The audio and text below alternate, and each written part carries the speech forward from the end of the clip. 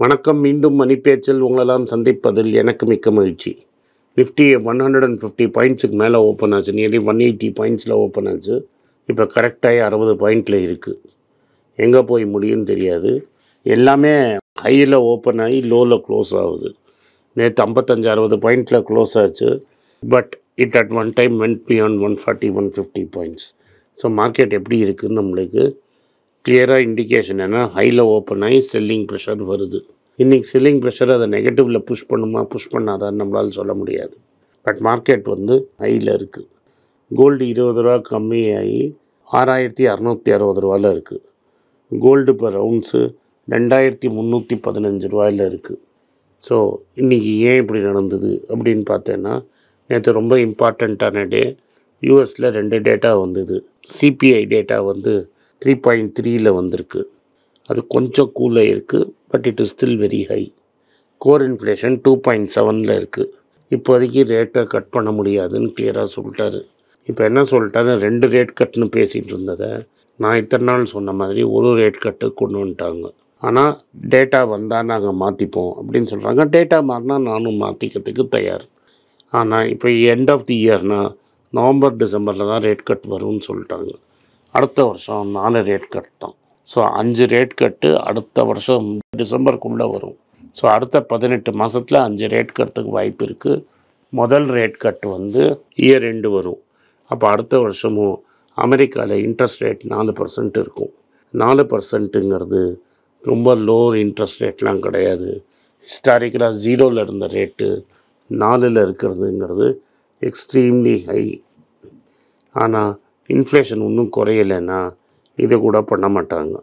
நடுவில் உங்களுக்கு நியூஸ் சொல்லியிருந்தேன். என்விடியா ஆப்பிளை தூக்கி இருந்தது. மைக்ரோசாஃப்ட் தான் மோஸ்ட் வேல்யூபிள் கம்பெனி இந்த வேர்ல்டுன்னு. இந்த ஏஐ இன்கார்பரேட் பண்ண போகிறோன்னு இப்போ சொன்ன உடனே கப்புன்னு ஆப்பிள் ஏறி $3.25 trillion மேலே போய் மோஸ்ட் வேல்யூபிள் கம்பெனி இந்த வேர்ல்டாக ஆப்பிள் மாறிடுச்சு. நம்மளுக்கு டைரெக்டாக ஆப்பிள் இல்லாட்டாலும் ட்ரேடர் வினோதை நம்பினவங்களுக்கு 1.5 வருஷமாக ஆப்பிள் வச்சுருக்கிறாங்க through Warren Buffett.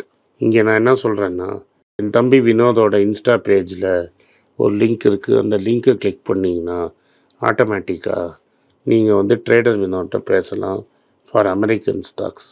But American ஸ்டாக்ஸில் இன்வெஸ்ட் பண்ணணுன்னா கணிசமான அமௌண்ட்டு உங்கள்கிட்ட இருக்கணும். இல்லாட்டா டைரெக்டாக பண்ண முடியாது. அந்த லிங்க் எடுத்து இதுலேயும் போட சொல்கிறேன். கீழே லிங்க் இருக்கும். கிளிக் பண்ணிங்கன்னா ட்ரேடர் வினோட்ட ரீச் ஆகும். அதனால் ஆப்பிள் இந்த வருஷம் 10% ஏறி இருக்குது ஸ்டாக்கு. மைக்ரோசாஃப்ட் 16%. நம்ம வாங்கியிருக்கிற ஆல்ஃபபெட்டு 28%. ஆப்பிள் என்ன சொல்கிறாங்கன்னா $110 பில்லியன் அவங்க ஸ்டாக்கே வாபஸ் வாங்க போகிறாங்க. வாபஸ்னால் உருது, இங்கிலீஷில் பைபேக். ஸோ டெஸ்லா ஒன்று தான் ஆப்பிளோட மோசமாக பண்ணியிருக்குது. இந்த வருஷம் 30% டவுன். டொயோட்டா என்ன பண்ணுறாங்கன்னா, next generation of internal combustion engines காமிச்சு நாங்கள் ஹைப்ரிட்டில் தான் கான்சன்ட்ரேட் பண்ண போகிறோம். ஸோ இந்த ஹைப்ரிட் பூமை நாங்கள் யூஸ் பண்ணிப்போங்கிறாங்க. டொயோட்டா என்ன சொல்கிறாங்கன்னா, நாங்கள் ஒரு பெரிய ஃப்யூச்சர் எங்கள் சப்ளையர்ஸோடு க்ரியேட் பண்ணணும். ஜஸ்ட் இன் டைம் அப்படிங்கிற மேனுஃபேக்சரிங் மெத்தடை கண்டுபிடிச்சாங்க டொயோட்டா. அதுதான் அவங்களோட சக்ஸஸுக்கு காரணம். அதனால் இப்போதைக்கு டொயோட்டா ஹைப்ரிட் கார்ஸ் மேலே தான் பெட் பண்ணுறாங்க. Auto industry 5.5 million jobs contribute பண்ணுறது ஜப்பானுக்கு. டொயோட்டா 100 டயர் 1 சப்ளையரோட ஒர்க் பண்ணுறாங்க. அந்த டயர் 1க்கு பல சப்கான்ட்ராக்டர்ஸ் இருக்காங்க. ஸோ டொயோட்டா தான் வேர்ல்ட்ஸ் லார்ஜஸ்ட் கார் மேக்கர். அவங்க ரெக்கார்ட் ப்ராஃபிட்ஸ் அண்ட் சேல்ஸ் பண்ணிகிட்ருக்காங்க. சைனீஸ் ஈவிஸ் டொயோட்டாவை காலி பண்ணுறதுக்கு வாய்ப்பு இருக்குதுன்னு சொல்கிறாங்க. ஆனால் அமெரிக்கா ஆல்ரெடி பெரிய டேக்ஸ் போட்டாங்க. அடுத்த செய்தி என்னென்னா, நேற்று யூரோப்பியன் யூனியன் கூட நியர்லி 50% டேக்ஸ் சைனீஸ் இம்போர்ட்ஸ் போட்டாங்க. இதனால் டொயோட்டாக்கு all over the world plans இருக்கிறதுனால இது ஒரு பெரிய ப்ராப்ளமாகவே எனக்கு தெரியல. டொயோட்டா ஹைப்ரிட்டில் கான்சன்ட்ரேட் பண்ணுறாங்க. But's a huge company. ஒன்னா எலக்ட்ரிக்கு மாறிப்பாங்க. இது டொயோட்டாவை பற்றி. அடுத்தது சைனீஸ் எலக்ட்ரிக் வெஹிக்கிள்ஸ் மேலே யூரோப்பியன் யூனியன் டியூட்டி போட்டாங்க. இதே முன்னாடி அமெரிக்காவும் இதே மாதிரி டியூட்டி போட்டிருக்காங்க. இது பேசிக்லி சைனீஸோட கார்ஸ் வந்து அமெரிக்காலையும் யூரோப்லேயும் சேல்ஸில் கம்மியாக இருக்கணும்னு நினைக்கிறாங்க. இப்போது உலகத்தில் எல்லா இடத்துலையும் சைனீஸ் கார்ஸ் வந்து எஸ்பெஷலி எலக்ட்ரிக் கார்ஸ் பாதி விலையில் சப்ளை ஆகுது. கேட்டில் அண்ட் பிவைடின்னு 2 கம்பெனி இருக்குது. அவங்க வந்து they are controlling the entire battery supply. அதனால் ஓரளவுக்கு மேலே இவங்கள புஷ் பண்ண முடியாது. இவங்க fairly very successful Chinese companies. அதனால தான் இவங்க மேலே டேரிஃப் போட்டு ஹோம் க்ரோன் இண்டஸ்ட்ரியை ப்ரொடெக்ட் பண்ணுறாங்க. நெஸ்லே இந்தியா என்ன சொல்கிறாங்க, ராயல்ட்டி ஃபீஸ் வந்து 4.5% நாங்கள் மெயின்டைன் பண்ணுவோம். நாங்கள் 5.25% ட்ரை பண்ணோம். போர்டு ஒத்துக்கலை. போர்டு ஒத்துனாலும் ஷேர் ஹோல்டர்ஸ் ஒத்துக்கலை. அதனால் பே அவுட்டை ஓல்டு ரேட்லேயே மெயின்டைன் பண்ணுறோம் அப்படின்னு சொல்கிறாங்க. இது மாதிரி ராயல்ட்டி பே பண்ணுறதுக்கு பதிலாக நீங்களே பேரண்ட் கம்பெனியை வாங்கலாங்கிறது என்னோட கருத்து. இந்த பேரண்ட் கம்பெனியும் நாங்கள் ஒரு வாட்டிக்கு மேலே டெஃபினட்டாக ரெக்கமெண்ட் பண்ணியிருக்கோம். ட்ரேடர் வினோதை பார்க்கணுன்னா கீழே இருக்கிற அந்த லிங்கை கிளிக் பண்ணிங்கன்னா அவர் டீம்கிட்ட இது போயிடும். இதுதான் இன்னைக்கு செய்தி. ஹல்திராம் பற்றி நியூஸ் வந்திருக்கு. ஹல்திராம் என்ன சொல்கிறாருன்னா, இந்த ஐபிஓ போட்டுடலாமே, நம்மளுக்கு பெட்டர் ரிட்டர்ன் கிடைக்குமே, எதுக்கு நம்ம இந்த பிஇ பார்ட்னர்ஸை நம்பணும் அப்படின்னு சொல்லிட்டாங்க. ஐபிஓ இனிஷியல் பப்ளிக் ஆஃபரிங் போட்டு கம்பெனியை லிஸ்ட் பண்ண போகிறாங்க. இதுதான் இப்போதைக்கு நியூஸு ஹல்திராம் பற்றி. முத்தூட் ஃபினான்ஸ் என்ன சொல்கிறாங்கன்னா, மற்ற வெறும் கோல்டு கம்பெனிலே இருந்தால் எங்களுக்கு போர் அடிக்குது. Even though gold loan AM is growing 15% year, பெருசாக க்ரோத் இல்லை. அடுத்த வருஷம் முத்தூட் ஃபைனான்ஸ்லேருந்து லோன் புக்கை டைவர்சிஃபை பண்ணலான்னுங்கிறாங்க. இன்றைக்கி more than 95% of their loan வந்து கோல்டு லோன் தான் இருக்குது. அதை வந்து vehicle loan, loan against property, housing loan, unsecured லோனுக்கு மாற்றுறாங்க. இத்தனை நாள் நம்ம எதிர்பார்த்த மாதிரி ஃபெட்ரல் பேங்க் வந்து 3 நேம் சிஇஓக்கு சப்மிட் பண்ணியிருக்காங்க. அதில் மெயினான நேம் வந்து கேவிஎஸ் மணியன் கொஞ்ச நாள் வரைக்கும் இதில் கோத்தக் மஹிந்திராவில் டைரக்டராக இருந்தார். அங்கேருந்து ரிசைன் பண்ணிட்டார் ப்ரைவேட் ரீசன்ஸ்னு சொல்லி. அவரை இமீடியட்டாக ரிலீவ் பண்ணிட்டாங்க. அவர் தான் இங்கே வந்து மெயின் கேண்டிடேட்டாக இருப்பார். இதை 140 ரூபா வரைக்கும் செகண்ட் டைம் கன்சிடர் பண்ண சொன்னது. இன்றைக்கி ஸ்டாக் 172 ரூபாய்க்கு போயிடுச்சு. அதனால் இந்த ஸ்டாக்கை இப்போவும் நீங்கள் கன்சிடர் பண்ணலாம்.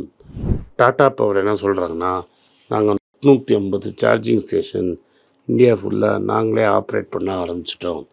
நிறைய பெட்ரோல் பங்க்லேயும் கூடிய சீக்கிரம் டாட்டாவோட பவர் சார்ஜர் இருக்குங்கிறதையும் அவங்க சொல்லியிருக்காங்க. ஏத்தர் என்ன பண்ணுறாங்கன்னா, மகாராஷ்டிராவில் ஒரு ஃபேக்ட்ரி திறக்கிறாங்க.